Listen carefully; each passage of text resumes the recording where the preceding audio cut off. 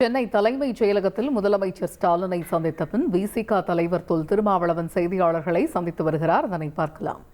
இன்று ஆளுநர் உரை ஆளுநரால் புறக்கணிக்கப்பட்டிருக்கிறது.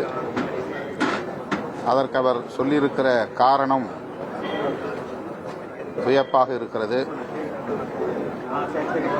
அவர் ஆளுநராக பொறுப்பேற்ற நாளிலிருந்து திமுக தலைமையிலான இந்த அரசுக்கு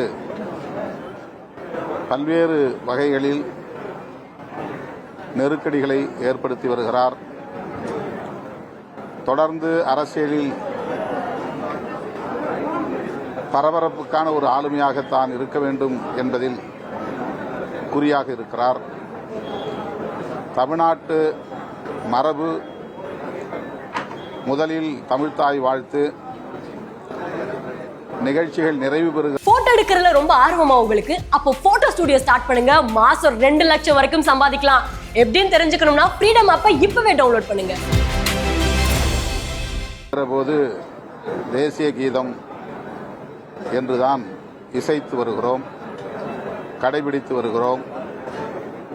இது அனைவரும் அறிந்த ஒரு வெளிப்படையான உண்மை.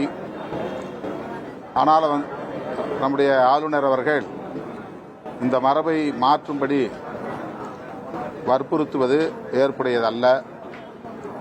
தமிழ்நாட்டு மக்களின் உணர்வுகளை மதிக்கிற வகையிலும் தமிழ்நாடு சட்டமன்றத்தின் மரபுகளை மதிக்கிற வகையிலும் அவர் நடந்து கொள்ள வேண்டும் என்பதுதான் முதன்மையானது.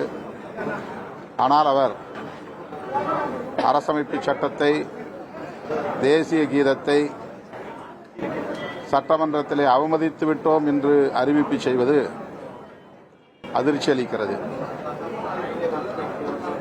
அப்படி ஒரு உள்நோக்கத்தோடு தமிழ்நாடு அரசு அல்லது தமிழ்நாடு சட்டமன்றம் நடந்து கொள்ள வேண்டிய தேவை ஏதும் இல்லை.